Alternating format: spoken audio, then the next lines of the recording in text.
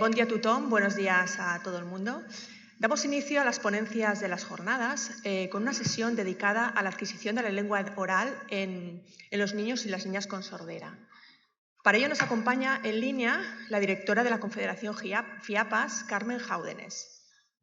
Carmen ha dedicado la mayoría de su trayectoria profesional a trabajar en el tercer sector, en concreto en la relación con las personas sordas y sus familias. En 1987, cuando se constituye el equipo profesional de FIAPAS, Carmen pasa a formar parte de él, dentro del cual, y desde entonces, ha sido responsable de las distintas acciones desarrolladas en el ámbito sanitario, educativo y de formación y en materia de accesibilidad. Desde el 2001, Carmen es también la directora de FIAPAS. A pesar del notable progreso que ha tenido lugar en las últimas décadas, siguen existiendo muchos retos a los que hay que seguir haciendo frente.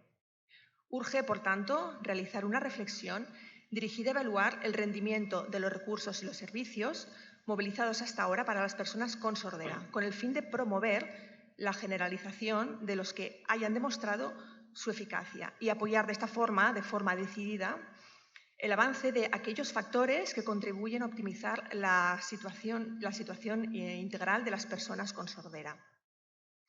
Esto significa también que es preciso orientar la formulación de las políticas educativas en relación con el alumnado con discapacidad auditiva. De esta forma se puede lograr acompasar la respuesta del sistema educativo al evidente progreso que se ha producido en otros ámbitos como sanidad, audiología, tecnología, etc. En esta exposición, Carmen Jáudenes profundizará en algunos datos que apoyan estas reflexiones a través de las conclusiones extraídas del estudio sociológico realizado por FIAPAS y titulado La situación socioeducativa de las personas sordas en España. Carmen, adelante, por favor. Hola, buenos días. ¿Se me oye bien? Buenos días, ¿se me escucha? Sí. Buenos días, Ana. Buenos días a todos y a todos los asistentes a estas jornadas con las que ACAPS y con ACAPS, todo el movimiento asociativo de familias de personas sordas, celebramos su 25 aniversario, que algunos de nosotros, no sé si muchos de los que estáis en sala o no, pero sí que algunos vimos en su día nacer.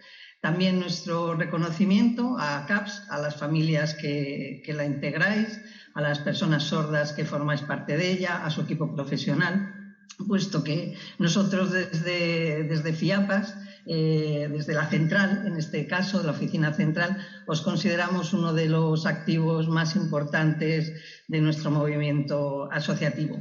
Voy a compartir pantalla, un segundito, a ver si soy diestra en poder hacerlo. Bueno, pues en primer lugar quería un poco, presentaros nuestra tarjeta de visita. Y nuestra tarjeta de visita no es otra que la definición además una definición que hemos renovado recientemente del propósito de nuestra organización. Construir una sociedad inclusiva donde las personas con sordera y sus familias sean protagonistas de sus propias vidas, de sus propias decisiones y ejerzan sus derechos y participen en igualdad de condiciones. ¿Y por qué he querido traerla y presentárosla? Porque, bueno, es un poco lo que nos da el contexto de actuación en el movimiento FIAPAS y es lo que marca un poco también la perspectiva y la proyección con la que desarrollamos toda nuestra acción. He organizado las cosas que quería compartir con vosotros en 3 bloques. El primero es de dónde venimos. Tranquilos, que no me voy a remontar a los orígenes de FIAPAS, aunque podría, pero no. Vamos a centrarnos en el nuevo milenio a partir del año 2000, más o menos. El segundo bloque sería qué podemos contar hoy de la situación socioeducativa de las personas con sordera y qué impacto debe tener el conocimiento de esta situación sobre el diseño de las políticas educativas y sociales. En el primer bloque, ¿de dónde venimos? Bueno, en FIAPA siempre hemos estado muy preocupados por trabajar con el apoyo y desde el rigor que nos aportan datos contrastados. Con esa idea, desde el año 2003 empezamos a trabajar en una secuencia de estudios y de trabajos de investigación que nos permitían obtener ese pulso de la realidad del entorno de las personas sordas y de sus familias.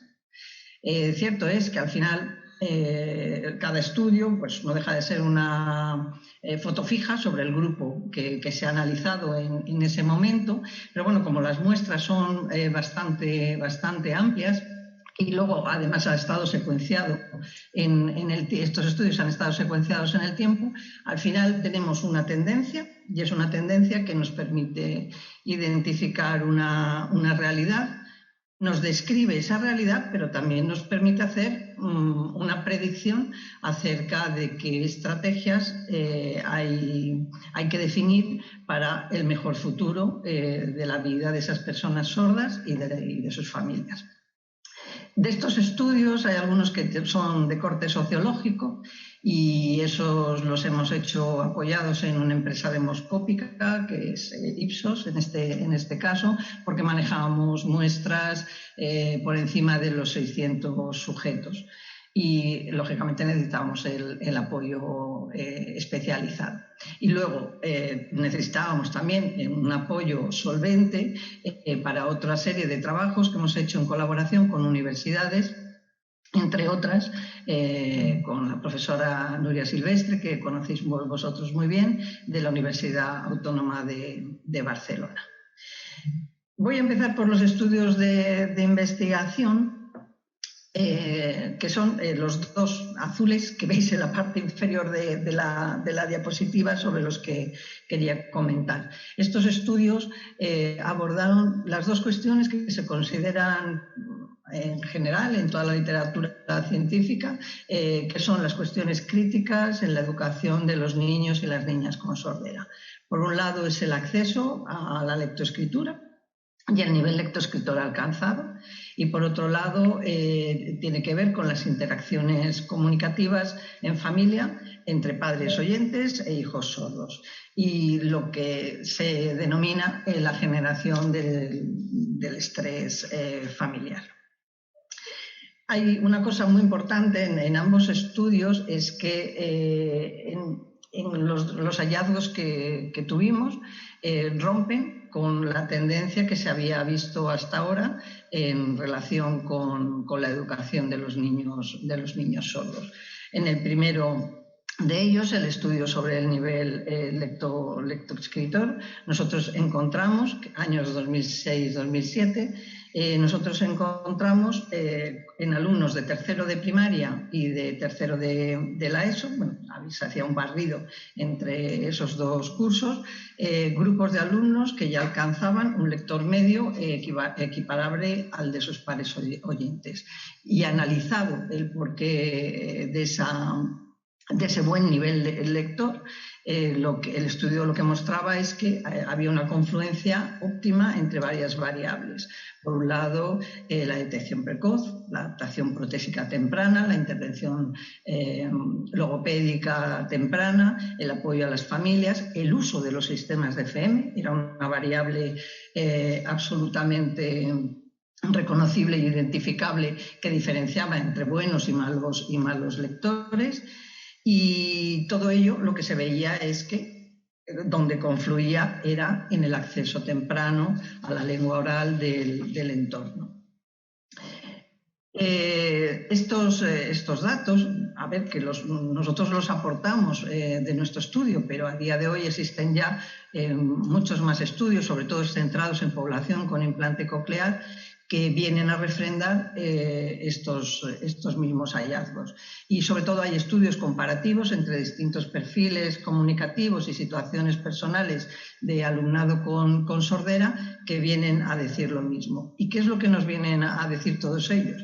Que para el éxito y el rendimiento escolar, una de las variables que tiene mayor peso por no decir la que más, es el acceso a la competencia lectoescritora. Y esto no nos puede sorprender, porque esto es así en los niños sordos, pero es que lo es en cualquier escolar sordo u oyente. De hecho, si nos fijamos en las previsiones, en los objetivos que hace toda nuestra legislación en materia educativa, lo que marca en la regulación de las distintas enseñanzas en todas las etapas es que la comprensión lectora, la expresión oral y escrita son los elementos básicos de acceso al currículo. Y tampoco esto nos puede sorprender, porque es evidente que nadie puede leer ni escribir en una lengua que no conoce. Y los niños sordos, como el resto del alumnado, tienen que ser capaces de enfrentarse directamente al texto y tienen que ser capaces de enfrentarse al texto de una manera autónoma. El segundo de los estudios, el relativo a las interacciones comunicativas, que os comentaba también, pues como os decía, también rompe un poco moldes, porque se perfilaban ya en lo que nosotros hallamos y en las familias que se analizaron con hijos menores de 7 años, se perfilaban patrones de comunicación diferentes en la interacción de las madres oyentes con hijos sordos. Y quizá es uno de los primeros estudios de estos últimos 20 años que pone de relieve la calidad de dichas interacciones. ¿Qué variables habían influido en este cambio? Pues, en fin, los datos son tozudos. Era la atención temprana, que se había beneficiado del diagnóstico precoz de la sordera, y la avanzada tecnología protésica. Finalmente, todo esto también favorecía un desarrollo socioemocional en el entorno familiar mucho más normalizado y modificaba también no solo los estilos de comunicación dentro del seno familiar, puesto que padres, madres, niños comparten el código de comunicación oral, sino que también modifica y favorece las vivencias y las conductas en el seno familiar. Y pasamos al segundo bloque. ¿Qué contaríamos hoy de la situación socioeducativa de las personas con sordera? Es decir, ¿cómo han ido evolucionando los datos? Para eso me voy a referir a este último estudio que mencionaba Ana en la presentación, que está realizado, como los anteriores, en el marco de un convenio de colaboración que FIAPA renueva anualmente con el Ministerio de Educación y que está cofinanciado por la Fundación ONCE. Este estudio se recogieron los datos entre finales de 2017 y el año 18 y los publicamos en el 19. Todos los estudios, tengo que decir, que se encuentran accesibles en la biblioteca virtual FIAPAS y se pueden descargar gratuitamente para su consulta. Bueno, este estudio tenía una muestra amplia de 793 sujetos con sordera, menores de 0 a 17 años, a quien se encuestó fue a las familias, y mayores de 18 años hasta el 26, que se les encuestó directamente a estos jóvenes. El estudio es de ámbito estatal, con intervención de todas las comunidades autónomas, con la salvedad de Cantabria y La Rioja, que en aquel momento no teníamos entidad confederada. En este momento en La Rioja sí que ya tenemos. Y los participantes eran familias y jóvenes de nuestro movimiento asociativo. Como vemos, la distribución por edad es bastante similar en todos los grupos, un 29% de 0 a 6 años, 28% de 7 a 11, 20% de 12 a 17 y 23% de 18 a 26. Es relevante que menores de 12 años es el 57% de la muestra. Al respecto, bueno, dejo esta diapositiva, aunque quería comentaros antes algún otro dato. En cuanto al diagnóstico, es importante señalar que de los menores de 4 años, la mayoría de ellos había sido diagnosticado en torno a los 4 meses de vida. En la banda de 4 a 6 años habían sido diagnosticados antes del primer año de vida. Y de 7 a 14 años, la media ronda los 2 años. ¿Por qué hacemos esta precisión en estas bandas de edad? Bueno, pues porque hay que tener en cuenta que el programa de detección precoz de la sordera para todo el Estado, en coordinación con las comunidades autónomas, se aprobó en el año 2003. Y no es hasta 2010 cuando está implantado en la totalidad de las comunidades. Es decir, que habían transcurrido casi 15 años. Entonces, por eso nos hemos fijado en estas bandas de edad. Un dato importante de la población que se estudia en esta muestra es que había un 17% de niños con discapacidades u otros problemas de salud o alteraciones del desarrollo asociados a la sordera. Esto es importante tenerlo en cuenta y un poco de base porque puede explicar algunos datos, algunas diferencias entre los datos.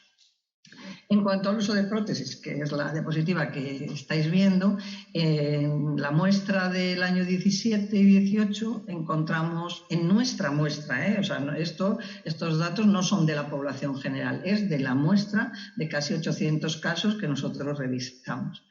Había un 51% de implantados cocleares, un 40% de usuarios de audífonos, y un 9% que usaba otras prótesis, un implante integrado, de tronco cerebral también, y también había casos sin prótesis de sorderas unilaterales. De sorderas unilaterales leves o moderadas, también hay que hacer esa precisión. Y os pongo ahí en los dos cuadritos algunos datos comparativos que ya nos dan idea del cambio y de la evolución de los datos. Sobre la población de jóvenes que analizamos en el año 2004-2005, entre 18 y 35 años de edad, más del 30% no utilizaba prótesis. El 66,6% había recibido logopedia, pero la había recibido en su mayoría por encima de los 3 años de edad. Solo un 20% lo había recibido antes de los 3 años de edad. Eso da una idea de que se había llegado tarde al diagnóstico, seguramente, y desde luego a la intervención. Sin embargo, en la muestra de 2017-2018, entre los jóvenes de 18 a 26 años, el 92% usa prótesis, el 91% había recibido logopedia y además la había recibido antes de los 3 años de edad. Y hay un 53% de implantados cocleares. Esto nos puede dar una idea de que ya vamos a observar cambios en otras variables que vamos a ver a continuación. Respecto a la comunicación, en el estudio reciente del año 17-18, hemos encontrado que el 78% su lengua de comunicación habitual es la lengua oral, el 4% habitualmente usa la lengua de signos y un 16% nos dice que conoce ambas lenguas. Pero cuando a ese 16% le preguntamos ¿y cuál es tu lengua de uso preferente?, el 72% nos dice que su lengua de uso preferente es la lengua oral y el 28% nos dice que la preferente es la lengua de signos. Este era un grupo de 125 casos dentro del total de la muestra. Si hacemos la valoración global, tanto del uso habitual como del uso preferente, vemos que comunican en lengua oral el 89,5%, en lengua de signos el 8,5%. Datos curiosos, bueno, pues que en el año 2004-2005, sobre otro grupo distinto, encontramos también que el 89,5% eran los sujetos que comunicaban en lengua oral. Sin embargo, con respecto a esta muestra actual hay una diferencia, y es que ese 89% sube hasta un 95% cuando solo miramos al grupo de 7 a 17 años. Eso ya es una diferencia significativa respecto al anterior. También es significativo cuando miramos al grupo que nos dice que conoce ambas lenguas. En el año 2004 había un 37% que nos decía que conocía ambas lenguas y solo entonces un 10% nos decía que su lengua de uso preferente era la lengua oral. Es decir, mayoritariamente el uso preferente en estos casos, que conocían ambas lenguas, el uso preferente era la lengua de signos. En el grupo del año 17-18, que es un 16%, el 72% aquí nos dicen que su lengua de uso preferente es la lengua oral. ¿Esto qué quiere decir? Bueno, pues que conociendo ambas lenguas, como su audición es funcional y tienen mayor competencia en la lengua oral, su uso preferente se inclina por esta lengua. Bueno, voy a dejar aquí esta diapositiva en stand-by porque quería también comentar algún otro dato interesante, yo creo, del estudio. El 95% de la muestra ha estudiado o estaba estudiando en ese momento en modelo educativo inclusivo. Son casi 13 puntos más que lo que encontramos en el año 2004-2005. Y la verdad es que coincide con los datos que da el Ministerio de Educación en sus estadísticas. Me parece que habla de un 94,5 o un 94,9%. O sea que, siendo muestras diferentes, bueno, pues son coincidentes. Un dato muy importante es que la tasa de abandono, es decir, de fracaso escolar, es prácticamente inexistente, es un 0,5%.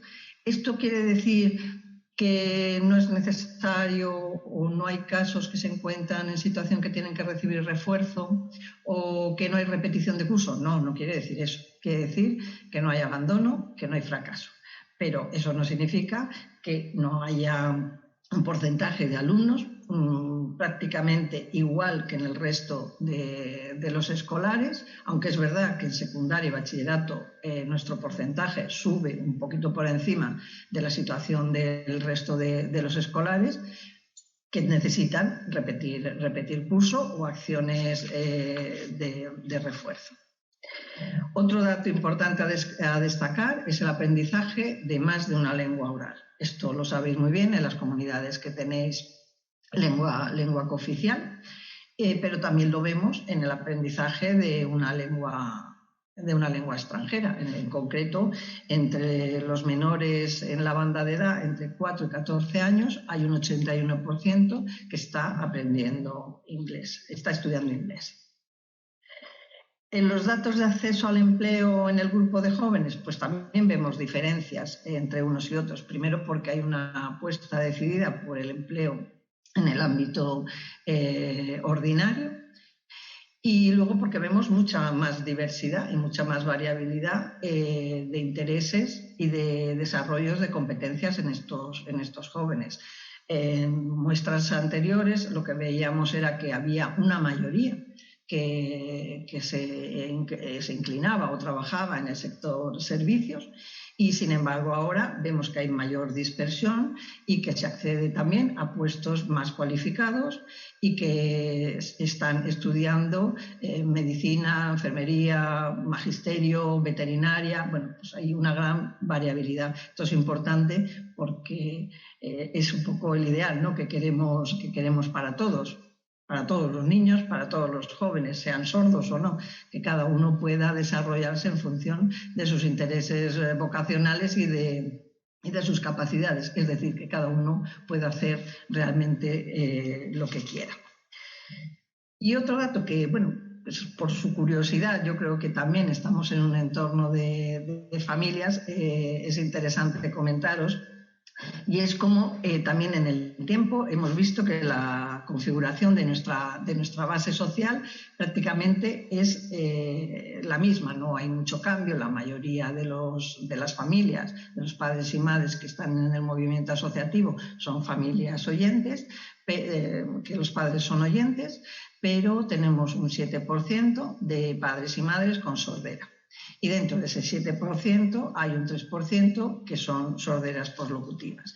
¿Y por qué hago esta salvedad? Pues porque había un estudio del Instituto de Investigación Gallaudet del año 2002 que tiene un título muy curioso, no soy capaz de reproducirlo en inglés, ya me perdonaréis, pero venía a decir algo así como en busca del mítico 10%. ¿Y esto qué significaba? Bueno, pues porque siempre se había sostenido que había el 90% de los niños con sordera nacían de familias cuyos padres y madres eran oyentes, y en ese estudio de la Gallaudet del año 2002 lo que se vio es que no era el 10%, que era el 5% los que sus padres eran sordos. Es decir, que el 95% nacían de padres y madres con oyentes. Nosotros hemos encontrado en nuestra base un 7%, y lo que sí que es coincidente es el porcentaje de sorderas poslocutivas dentro de estos grupos, este grupo de familias, de padres y de madres.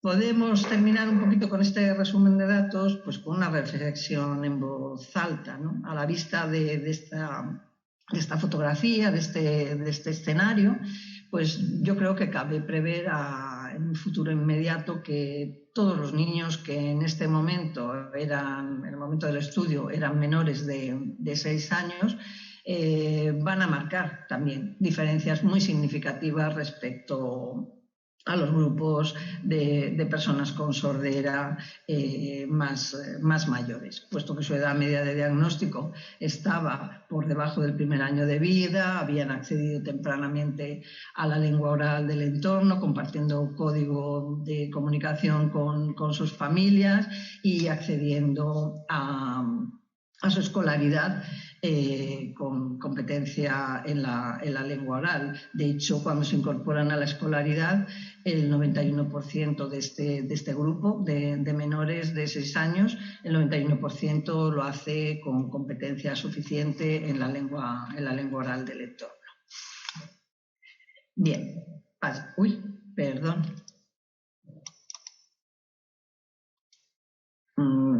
Disculpad un segundo porque ahora. Bien, y ya voy terminando. Es evidente que hay avances y que sobresalen, son sobresalientes, pero bueno, esto no puede ser tampoco una alegría y un jolgorio, ¿no? Porque todos somos conscientes, y más que nadie vosotros, de que existen puntos de mejora y que existen todavía muchos desafíos y muchos retos que tenemos que afrontar. Los puntos de mejora, bueno, pues podríamos hablar de todos los ámbitos, de la sanidad, de la educación laboral y social. Me voy a centrar en el ámbito educativo, ¿no? Por un lado, la sostenibilidad y mejora de la efectividad de los programas de detección precoz de la sordera infantil, la provisión de prótesis y productos de apoyo, como los sistemas DCM y su renovación, la actualización competencial y la formación del profesorado, la intervención logopédica temprana y especializada, el apoyo a las familias y la toma de conciencia por parte de todo el conjunto de la comunidad educativa, profesorado, compañeros, familias, a favor de la inclusión. Los desafíos a afrontar en materia educativa que mínimamente deberíamos tener en cuenta y que deberían traducirse en una realidad serían, por un lado, tener propuestas bien definidas, basadas en datos de investigación y en experiencias y buenas prácticas que hayan sido evaluadas y que puedan seguir siendo evaluables. La previsión y dotación de recursos de acuerdo con las diversas modalidades educativas y con las diversas modalidades de comunicación que se dan entre el alumnado con sordera. Orientar también la formación del profesorado para que su actualización competencial vaya acorde y esté acompasada con el progreso en los distintos ámbitos médico, audiológico y tecnológico. Y en este sentido nos tenemos que fijar en dos fuentes de conocimiento fundamentales para que la respuesta educativa de solución o de respuesta, valga la redundancia, a las necesidades emergentes de este alumnado. Por un lado, todos los avances en digitalización de las aulas y en los procesos de enseñanza-aprendizaje que deben estar sostenidos sobre los principios de diseño para todos y accesibilidad universal. Y por otro lado, y muy importante, es profundizar en el conocimiento de los procesos cognitivos y psicolingüísticos que se encuentran en la base del desarrollo de la lengua oral. Pues hemos visto que es una vía indispensable para mejorar la competencia lectora.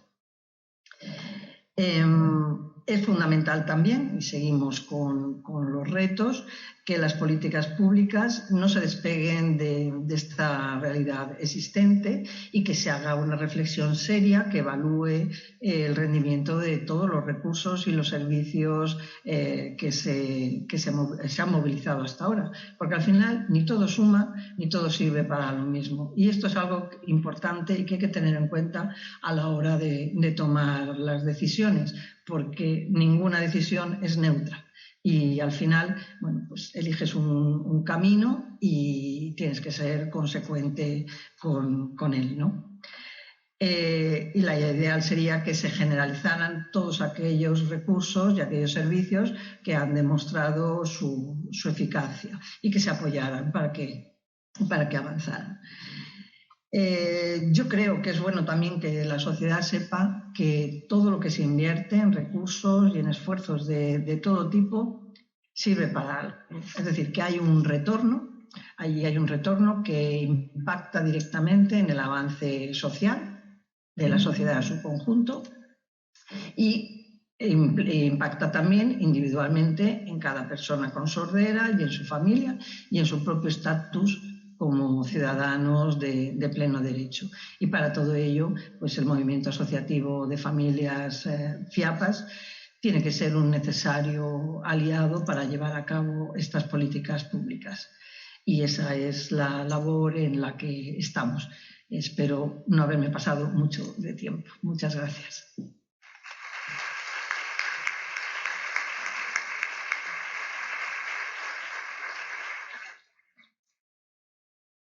Muchísimas gracias, Carmen, por tu intervención y por presentarnos este estudio tan interesante y tan clarificador realmente de cómo ha sido la evolución, ¿no?, socioeducativa de las personas con sordera en España.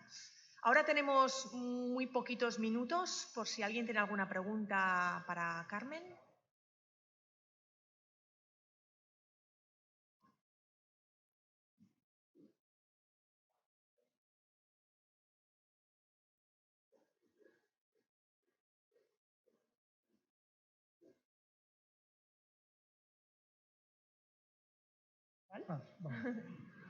Sí, bueno, muchas gracias por el estudio. La verdad que sí que es súper clarificador. Una pregunta tenía respecto, cuando hablas de implantados cocleares, ¿habéis distinguido si eran en los dos oídos o solo en uno? Gracias.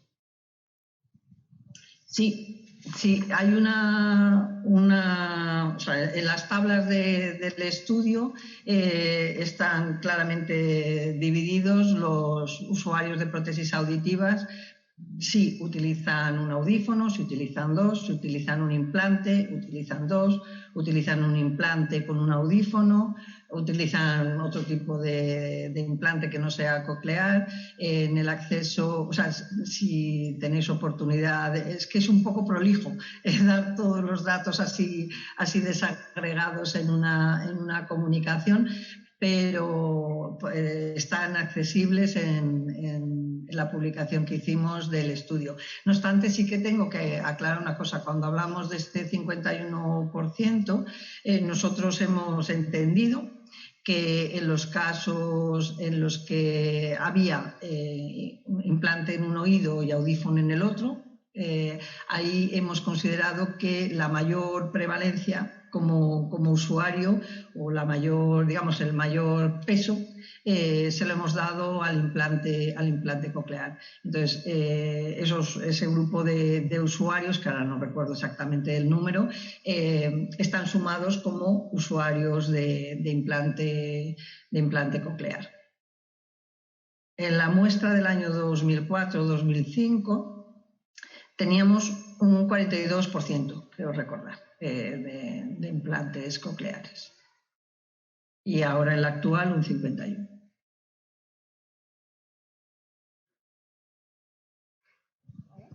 No, lo comento porque creo que... ¿Me oyes? ¿Se me oye? Regular. A ver.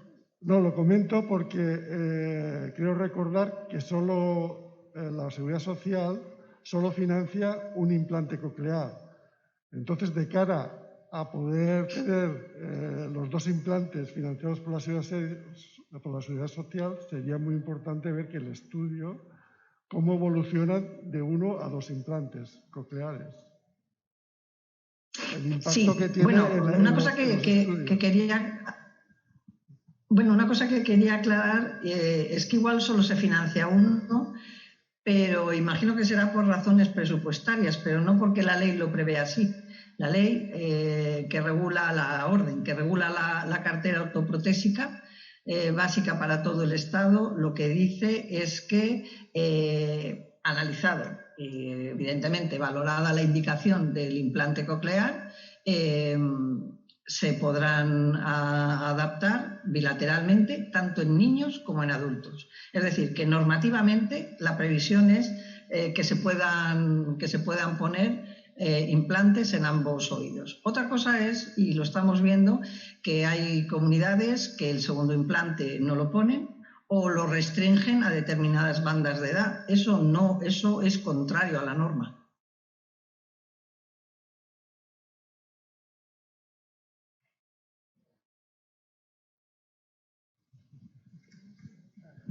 Muchas gracias. Gracias. Bueno, como vamos un poquito justos de tiempo, si hubiera alguna pregunta más, os agradeceríamos que la hicierais llegar a CAPS, por favor, y si la harían llegar a Carmen, yo os contestaría. Muchísimas gracias. Muchas gracias a vosotros.